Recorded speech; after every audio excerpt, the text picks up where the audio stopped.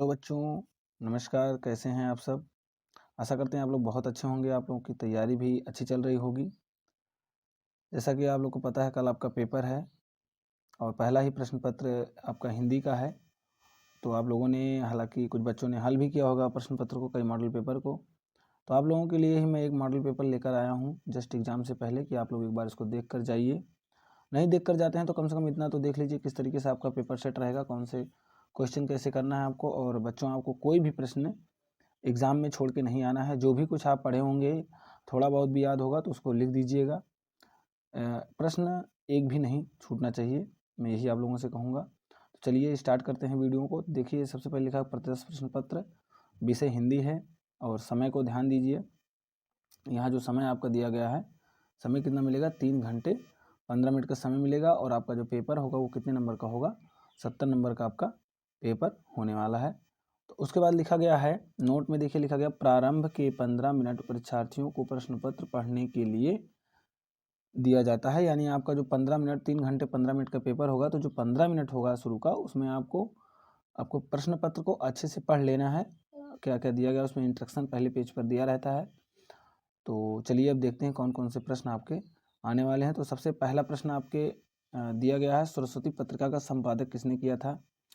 तो प्रश्नों से, हालांकि आप लोग प्रश्न अपना देख लीजिएगा, प्रश्नों से मेरा उद्देश्य केवल यही है कि किस खंड में कितने प्रश्न आने वाले हैं। तो पहला प्रश्न में देखिए, का, खा, गा, घा, अंग तक, यानी कुल मिला के 5 प्रश्न आपके पहले प्रश्न में दिए रहेंगे, 5 खंड। तो दूसरा है, निम्नलिखित में से किसी एक कृति के लेखक का नाम बताइए।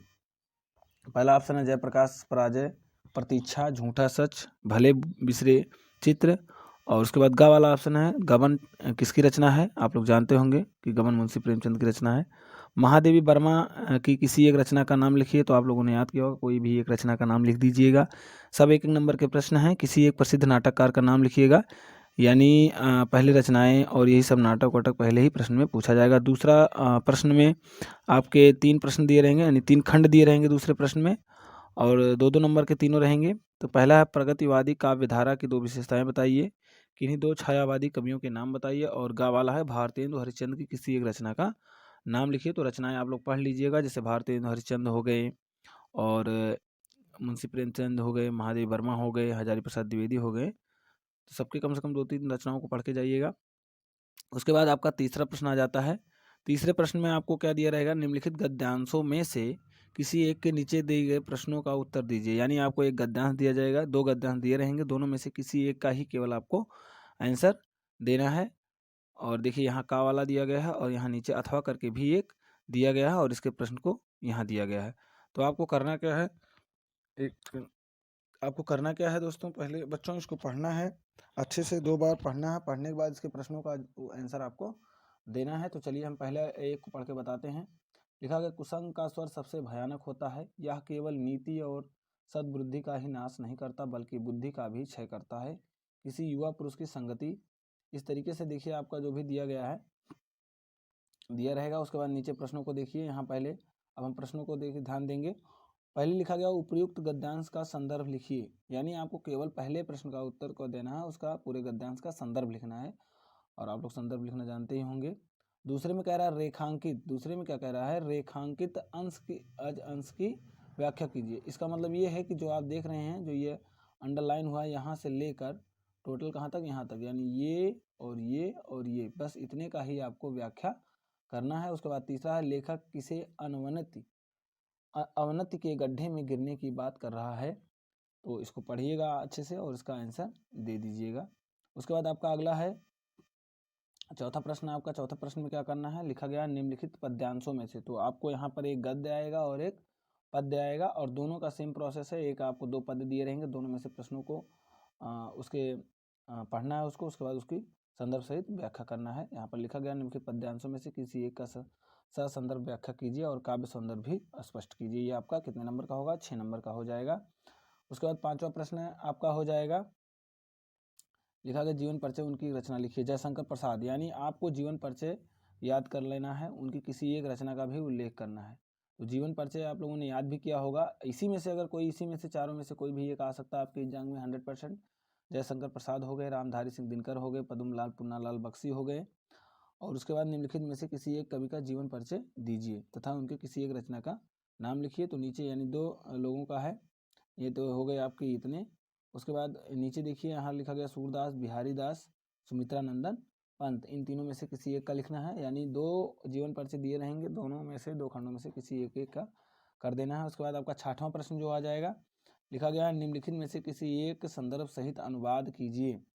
लिखा है निम्नलिखित में से किसी एक का संदर्भ सहित हिंदी में अनुवाद कीजिए। यानी ये चीज़ें आपको संस्कृत का जो पोर्शन होता है, पार्ट होता है, उसमें से आपका दिया गया है और इसमें से आपको क्या करना है, इसका अनुवाद कर देना है। 2 दिया गया, अथवा करके दोनों में से किसी एक को कर लेना है। तो वीडियो ना लंबी करते हुए जल्दी जल्दी हम लोग देख लेते हैं। अपनी पाठ्य पुस्तक से कंठस्थ किया हुआ कोई एक श्लोक, यानी आप एक श्लोक भी याद करके जाएंगे जो इस प्रश्न पत्र में ना आया हो। ऐसा ना हो कि जो इस प्रश्न पत्र में आया हो वो भी आप याद करके जाएं। तो 1 से 2 कम से कम 2-3 श्लोक याद कर लीजिएगा जो कि एक आप इस एग्जाम में लिख दें। उसके बाद 7वें का ख खंड है, निम्नलिखित प्रश्नों में से किन्हीं 2 प्रश्नों के उत्तर संस्कृत में लिखिए। तो यहाँ देखिए दिया गया संस्कृति शब्दस्य किम तात्पर्यमस्ति श्वेत केतुः कः। तो ऐसे 4 प्रश्न आपके दिए गए हैं। चारों के आंसर में से केवल कितने रखने हैं, 2 प्रश्नों का आंसर आपको देना है। उसके बाद 8वां प्रश्न करुण अथवा हास्य रस की परिभाषा। तो दोस्तों बच्चों इसको पढ़ के जाइएगा। करुण अथवा हास्य रस की परिभाषा यानी जितने भी आपके रस हैं, जो भी सिलेबस में होंगे 2-3 रस, उसको पढ़ के जाइएगा। रूपक और प्रेक्षालंकार यानी अलंकार भी आपको पूछा जाएगा, सोरठा और दोहा छंद, यानी ये फिक्स है। बस इसमें से केवल चेंजिंग होगा कि जैसे आपके 4 रस हैं तो 4 रसों में से कोई 2 दिया जाएगा और दोनों में से केवल एक लिखना है। जैसे यहाँ पर देखिए आपको लिखा गया है करुण अथवा हास्य रस की परिभाषा दीजिए, तो आप चाहे हास्य का लिखिएगा चाहे करुण का लिखिएगा। फिर उसके बाद दिया गया रूपक अथवा उत्प्रेक्षा, तो केवल रूपक का या तो अथवा उत्प्रेक्षा का, दोनों का नहीं करना है, एक एक का केवल आपको इसमें से कर देना है। उसके बाद 9वां प्रश्न दिखा गया निम्नलिखित उपसर्गों में से किन्हीं 3 के मेल से एक एक शब्द बनाइए। यानी आपको यहाँ पर पूरे 6 दिए हैं और जैसे कह रहा उपसर्ग का यूज करके बनाइए। जैसे अधिकरण हो गया, उपमान हो गया, निरंतर हो गया, ऐसे अनुकरण हो गया। तो इस तरीके से आपको बना लेना है। और उसके बाद लिखा प्रत्यय का प्रयोग करके, जैसे तत्व हो गया, तो वट हो गया, हल, ताम, मान, इसमें आगे शब्दों को जोड़ा जाता है। आप लोग को पता होगा प्रत्यय का जब प्रयोग किया जाता है, इस तरीके से आप इसको लिख दीजिएगा। उसके बाद गा वाले में दिया गया है निम्नलिखित में से किन्हीं 2 समास विग्रह कीजिए, समास का नाम लिखिए।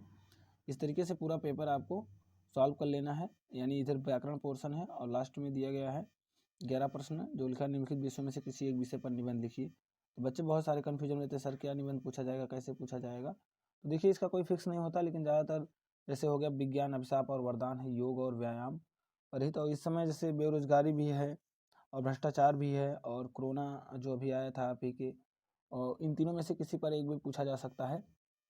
तो अच्छे से पढ़ लीजिएगा और अपने पठित खंडकाव्य जो भी आपका खंडकाव्य होगा उसके आधार पर किसी एक प्रश्न का आपको इसमें से उत्तर देना है। तो अगर आपको अच्छा लगा हो आपको जानकारी, तो वीडियो को लाइक कर दीजिए और शेयर कर दीजिए और चैनल को प्लीज़ सब्सक्राइब कर लीजिए।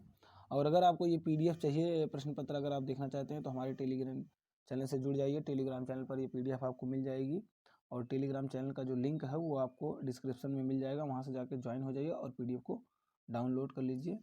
और परीक्षा के लिए आपको हम बेस्ट ऑफ लक अभी से बोल देते हैं। धन्यवाद।